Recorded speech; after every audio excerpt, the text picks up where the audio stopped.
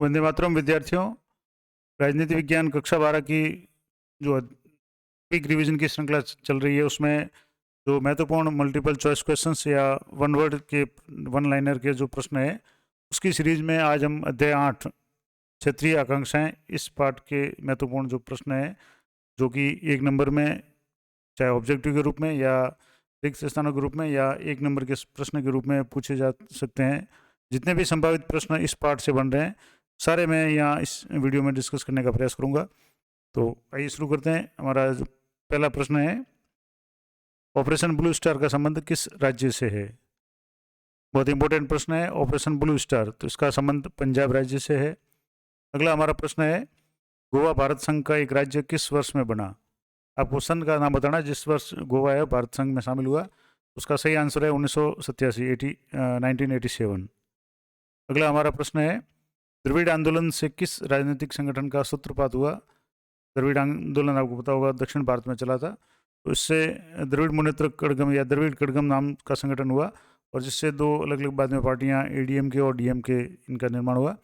तो द्रविड़ आंदोलन से द्रविड़ कड़गम जो संगठन है उसका सूत्रपात हुआ।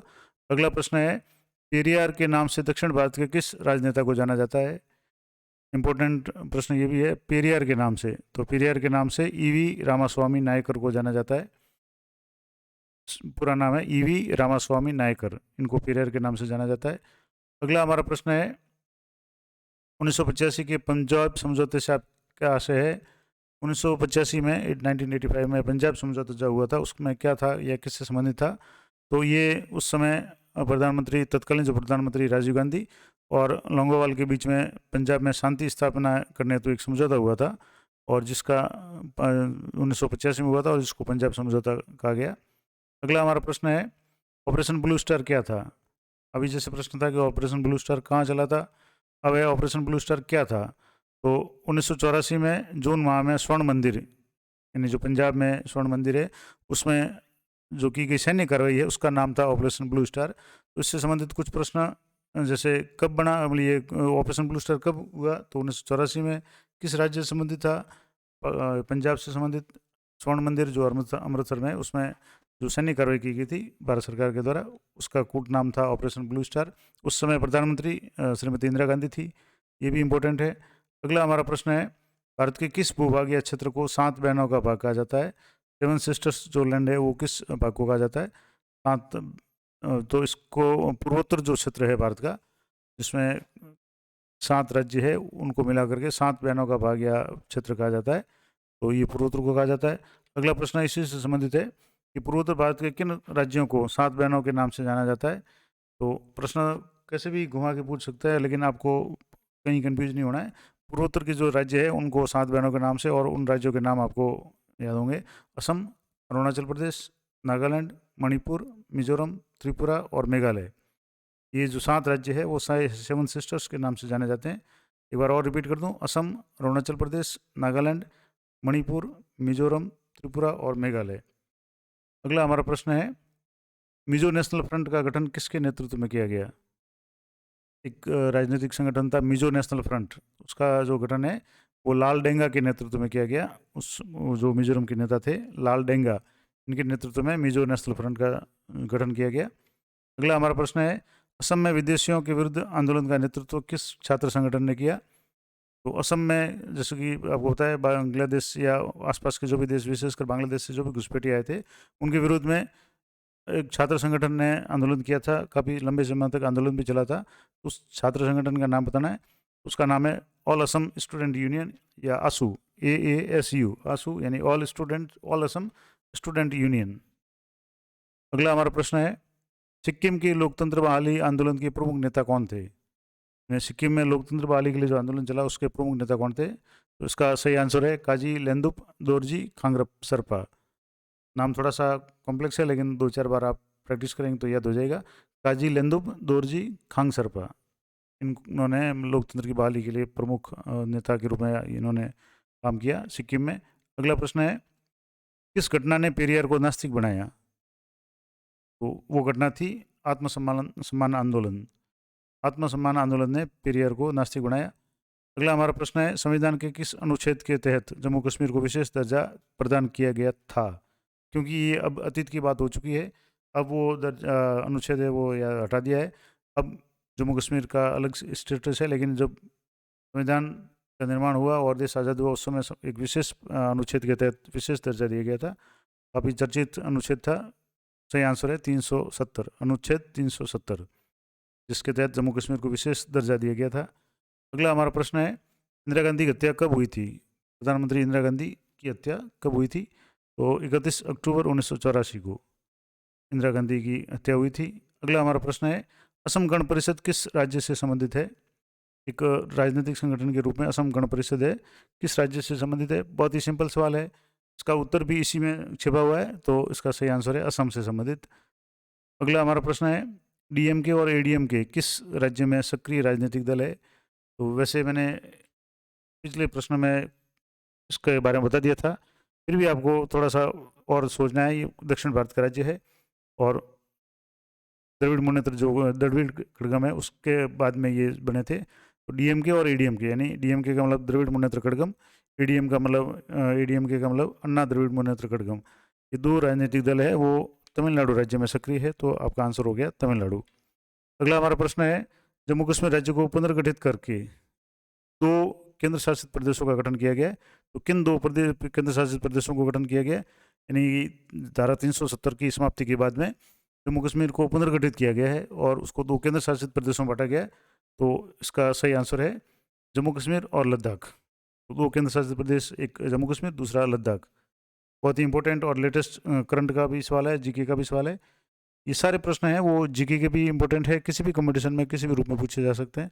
अगला हमारा प्रश्न है, 1947 से पूर्व जम्मू कश्मीर के शासक कौन थे? तो जब देश आज़ाद हुआ या 1947 उससे पूर्व और देश आज़ाद हुआ 47 के समय जम्मू कश्मीर के जो शासक थे महाराजा हरि सिंह थे।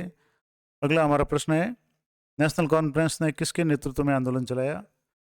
तो जब देश आज़ाद हुआ उसके बाद में जम्मू कश्मीर में नेशनल कॉन्फ्रेंस के एक नेता थे जिन्होंने आंदोलन चलाया, उनका नाम था शेख अब्दुल्ला। तो नेशनल कॉन्फ्रेंस ने अपना जो आंदोलन है वो शेख अब्दुल्ला के नेतृत्व में चलाया। अगला हमारा प्रश्न है, असम को बांटकर किन दो प्रदेशों को बनाया गया? तो इसका सही आंसर है, असम को बांटकर किन प्रदेशों को मिलाया गया? 3 प्रदेश इसमें बनाए थे, जिसमें मेघालय, मिजोरम और अरुणाचल प्रदेश। शुरू में पूरा ये भाग असम के रूप में था, लेकिन उसको अलग करके मेघालय, मिजोरम और अरुणाचल प्रदेश के रूप में अलग अलग राज्य बनाए गए थे। अगला हमारा प्रश्न है, अकाली दल क्षेत्रीय दल किस राज्य में से संबंधित है? अकाली दल काफ़ी चर्चित है, कई नेता इसके राष्ट्रीय स्तर के नेता भी है और एमपी और एमएलए है। अकाली दल का जो संबंध है किस राज्य से है? तो इसका सही आंसर है पंजाब। अकाली दल का जो संबंध है वो पंजाब राज्य से है। अगला हमारा प्रश्न है, गोवा, दमन और दीव पुर्तगाल से कब स्वतंत्र हुए? तो जैसे कि आपको पता है गोवा अभी राज्य के रूप में है, दमन दीव ये जैसे केंद्र शासित प्रदेश के रूप में थे। तो इनका स्वतंत्र पुर्तगाल से हुए थे। इन पे अंग्रेजों का शासन नहीं होकर के पुर्तगाल का शासन था, पुर्तगालियों का शासन था। तो ये कब स्वतंत्र हुए? तो दिसंबर 1961 में। गोवा का जो मुक्ति आंदोलन था वो 1961 से संबंधित है। अगला हमारा प्रश्न है, डीएमके ने किस भाषा का विरोध किया?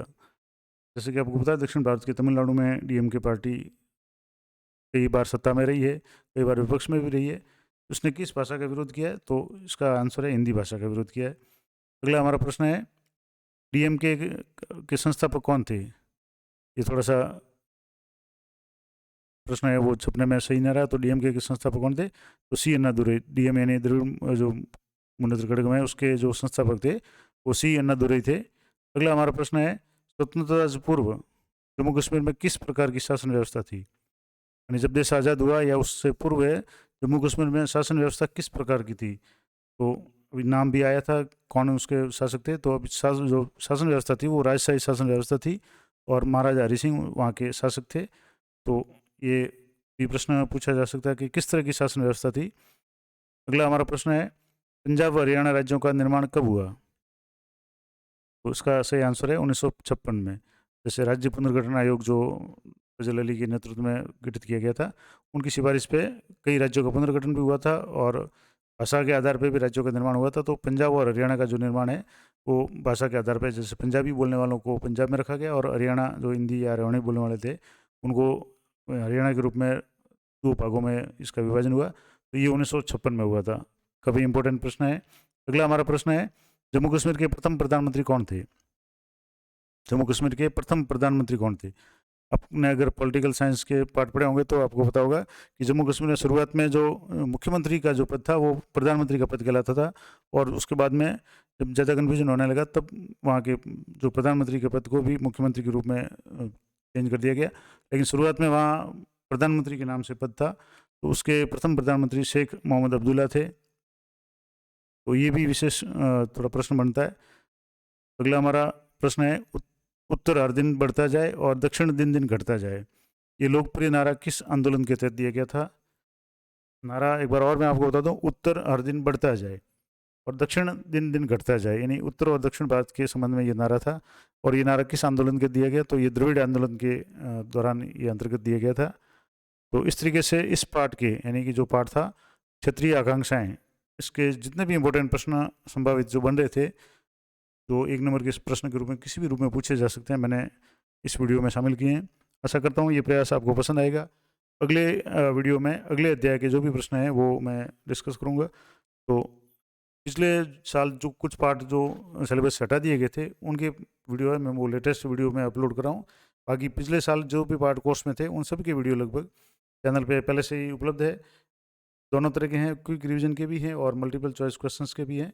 तो आप वहाँ जाकर के देख सकते हैं, प्लेलिस्ट में जाकर के आप इसी प्लेलिस्ट में सारे वीडियो आपको मिल जाएंगे। तो ये प्रयास कैसा लगा कमेंट करके भी ज़रूर बताएं, और अगर आप उसमें कुछ बदलाव चाहते हैं या कुछ और जानकारी चाहते हैं तो वो भी कमेंट करके बताएं।